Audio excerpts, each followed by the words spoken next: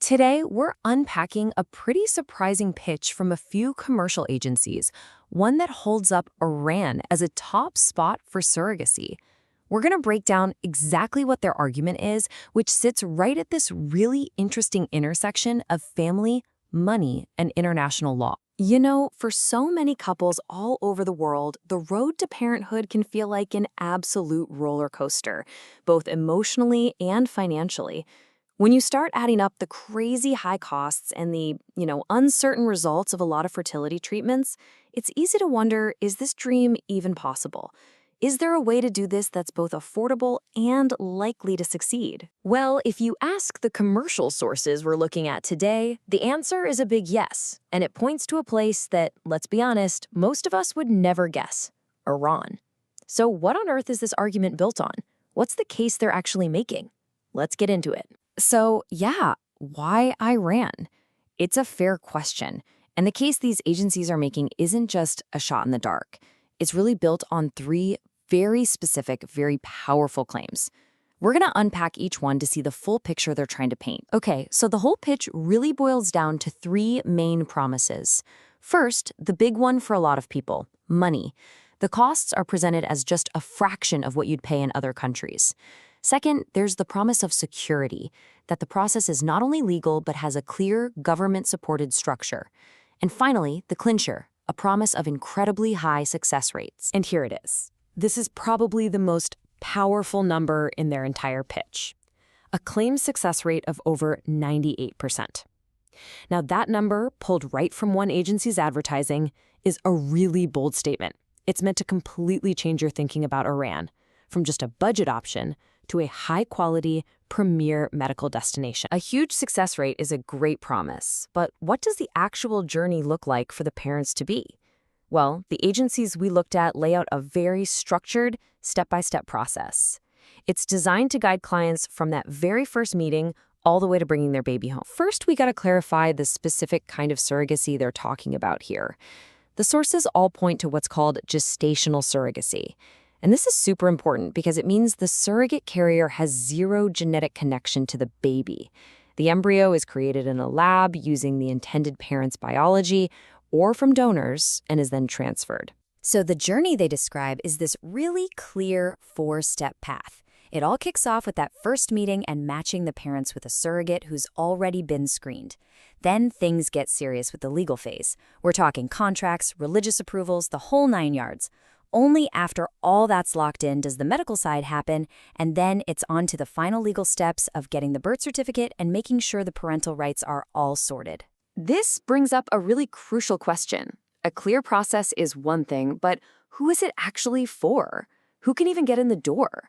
Well, the sources are super specific about who is eligible, and it's all tied directly to Iranian law. The rules here are really specific. First, and this is a big one, you have to be a married heterosexual couple. This isn't just a guideline, it's a legal requirement. You also have to prove with medical documents that there's a real reason you can't carry a pregnancy. And finally, you have to pass both medical and psychological screenings to make sure you're ready for this. And this next point is one we have to be absolutely crystal clear about. The sources state this explicitly.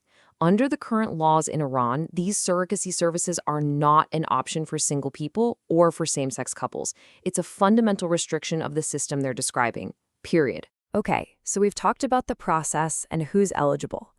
Now for the really practical stuff. Who are the companies making this happen? And what's the actual price tag? Let's dive into the agencies and the costs they advertise. All right, looking at 2025 data from these agencies, you can see the pricing pretty much breaks down into three tiers. You've got your basic packages that start around $19,000. Then you've got standard packages, which give you a bit more support for around $21,000. And then you see this big jump all the way up to $35,000 for a guaranteed package, which is marketed as this all-inclusive premium experience. When you see it like this, visually, you can really feel that price difference. There's a small step from basic to standard, but then, boom, a huge leap to get to that guaranteed level.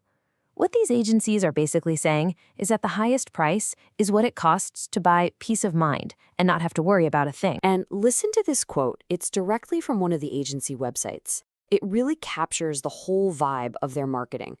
They're basically giving you this strong warning, right? Don't go for cheap options from shady sources. And that tone, please accept this advice from me as a brother. It's very personal, very paternal, and very, very intentional. Now, of course, a process like this is never going to be totally risk-free. And to be fair, these agencies do talk about the potential challenges. So let's take a look at how they frame those risks. And more importantly, how they claim they can fix them. They pretty much group the risks into four main buckets. You've got your medical and emotional risks, which are part of any pregnancy, really. But then you get to the two that cause the most stress for people. The legal risks, like what if there's a dispute over the contract? And the financial risks, what happens if that first IVF cycle doesn't work? So how do they say they solve these big problems? Well, for the legal worries, their answer is the whole system of government-backed, notarized contracts. And for the financial worries, it all comes back to those expensive guaranteed packages, which are designed to cover any unexpected costs. They're essentially selling themselves not just as guides, but as professional risk managers. Okay, so let's recap.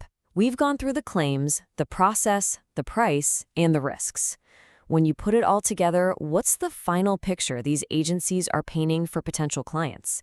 What's the main takeaway from all this? Really, in a nutshell, the whole entire pitch comes down to this unique mix of three things.